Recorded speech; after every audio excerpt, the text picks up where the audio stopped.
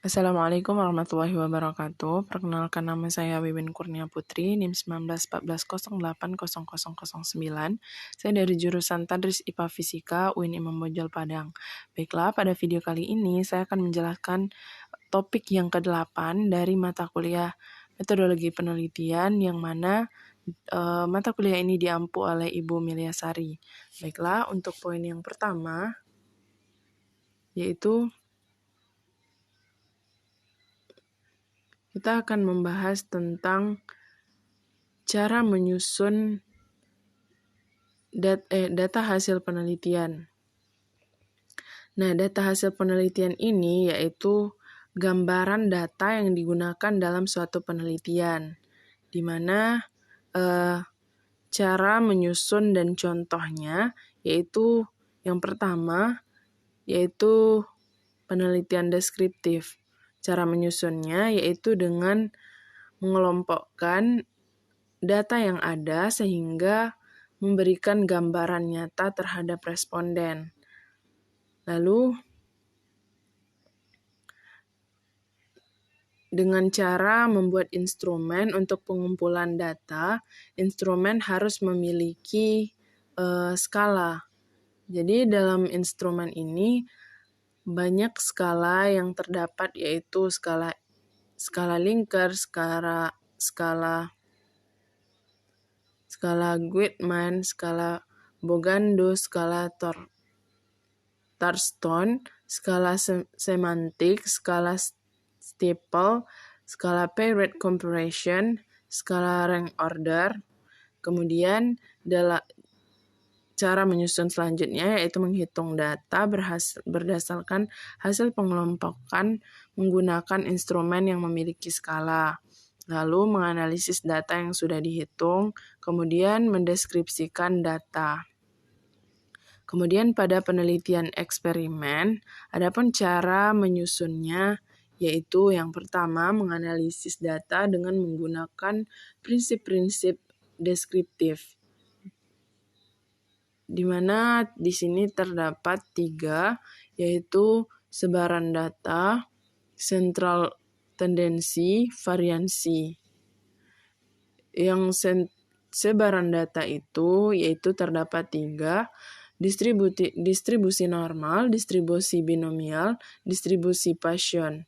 Kemudian yang untuk sentral tendensi itu ada mean, modus, median, kuartil, desil, dan persentil.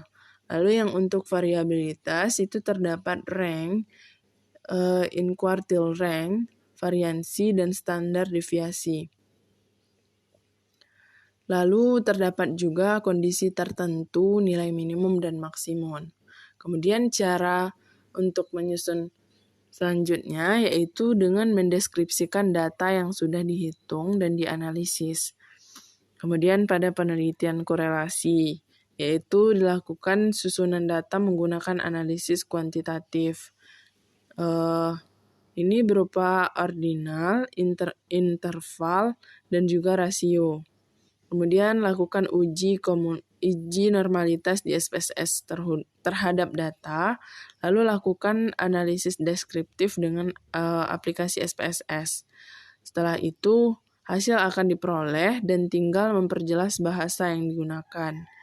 Kemudian pada penelitian PTK, yaitu menyusun data setelah melakukan penelitian terhadap subjek. Lalu olah data dengan analisis statistik atau validasi, kemudian analisis data yang diperoleh dari pengolahan penggunaan Excel. Kemudian pada penelitian kepustakaan, yaitu dengan mengumpulkan data dengan analisis simbolik. Lalu pengumpulan data menggunakan kartu data dengan mencatat secara akuasi, mencatat secara parafrase, mencatat secara sinoptik, kemudian mencatat secara presis, kemudian pengkodean. Lalu kepustakaan ini dilakukan dengan menganalisis terhadap data. Contohnya, penelitian yang dilakukan oleh peneliti untuk mengetahui seberapa banyak materi yang diteliti. Misalnya psikologi digunakan dalam buku-buku rujukan, misalnya buku-buku metodologi penelitian. Kemudian untuk penelitian mix. Penelitian mix ini yaitu menyiapkan data yang sudah diperoleh menggunakan instrumen.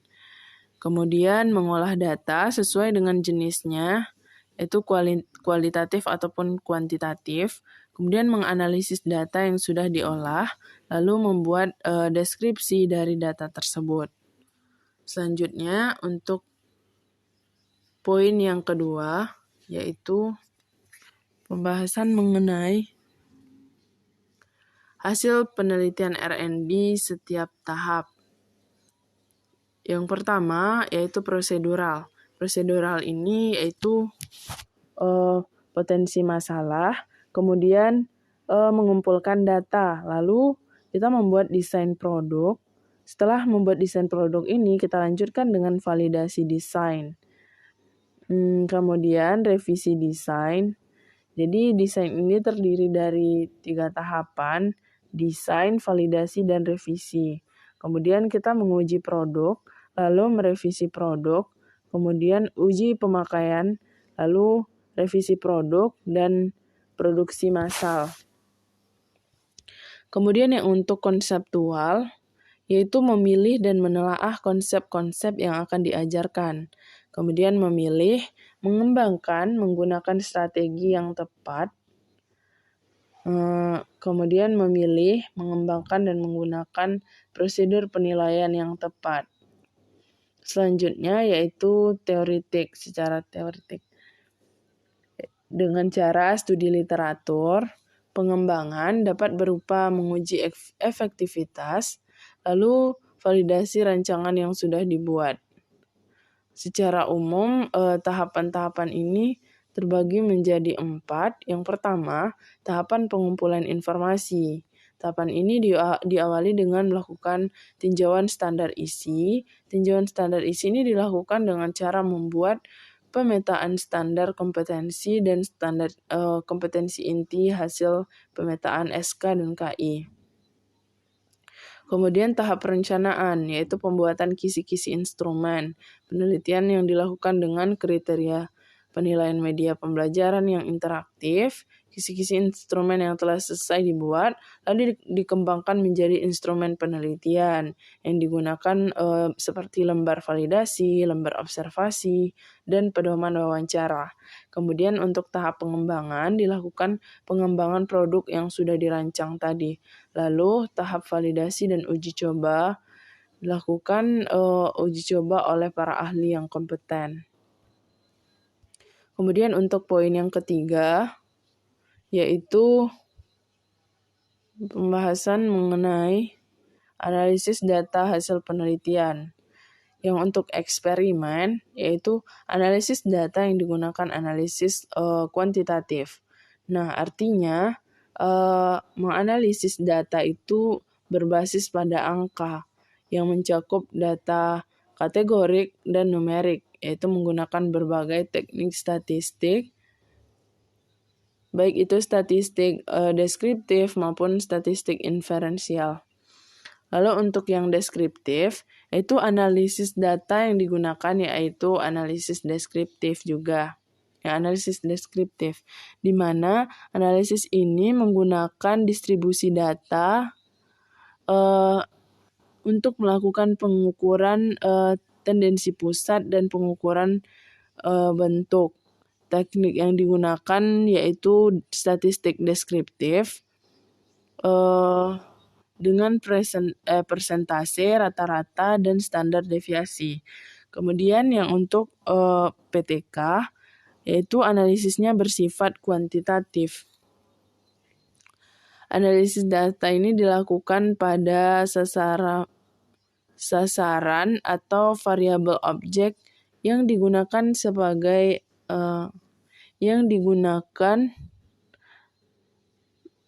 untuk diperbaiki atau ditingkatkan, misalnya tentang kesiapan peserta didik dalam mengikuti pembelajaran, frekuensi dan kualitas pertanyaan, cara menjawab, dan penalarannya. Lalu selanjutnya penelitian korelasi. Korelasi ini menggunakan analisis korelasi, di mana analisis ini adalah suatu cara atau metode untuk mengetahui ada atau tidaknya hubungan antara variabel. Kemudian teknik analisa korelasi multivariat, kemudian korelasi parsial, lalu korelasi regresi ganda, kemudian analisis faktor, dan korelasi kanonikal. Kemudian untuk penelitian mix itu analisisnya terbagi menjadi dua, yaitu analisis kuantitatif dan analisis kualitatif. Analisis kuantitatif ini menganalisis data berbasiskan angka yang mencakup data kategorik dan numerik yang menggunakan berbagai teknik statistik, baik itu statistik diferensial ataupun statistik inherensial. Kemudian analisis kualitatif yaitu pengolahan data dengan menggunakan pengolahan data secara mendalam dengan data dari hasil pengamatan, wawancara, dan literatur. Metode analisis kuantitatif ini di mana si analisis memainkan peran penting dalam proses analisis sebagai bagian dari alat penelitian. Selanjutnya untuk poin yang keempat, yaitu mengenai pembahasan penelitian. Nah, pada hasil penelitian ini terdiri dari yaitu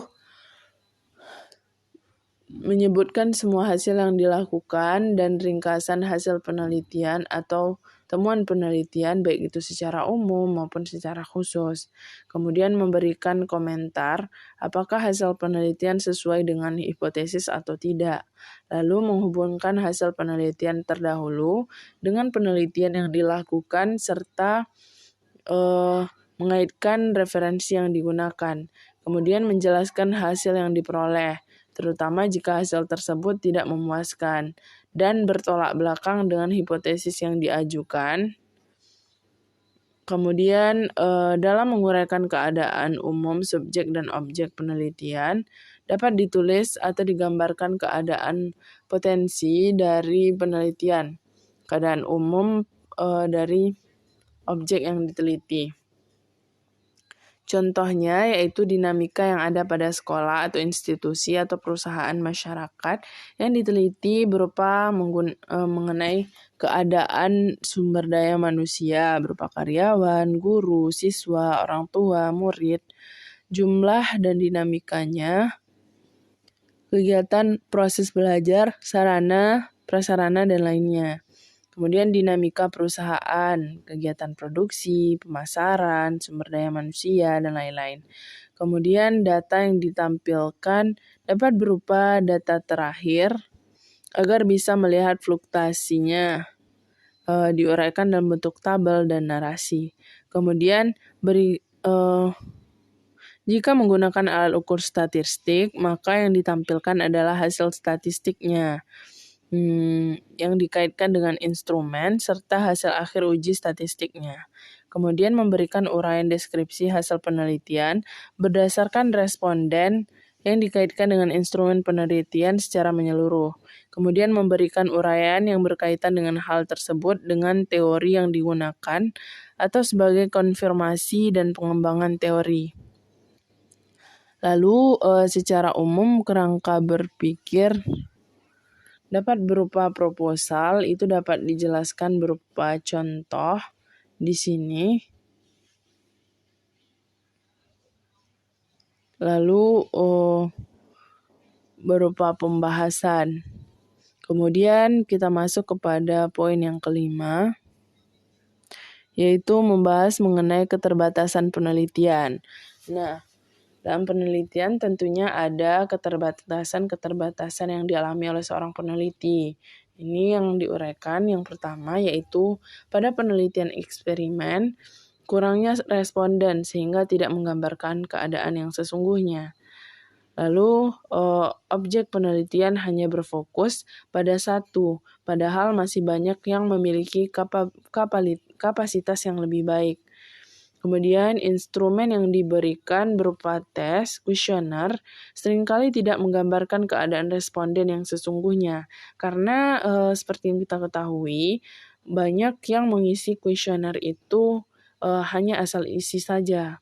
Kemudian kurang luasnya sampel penelitian sehingga kemungkinan adanya data yang belum sepenuhnya diambil dari sebuah lingkungan penelitian tersebut.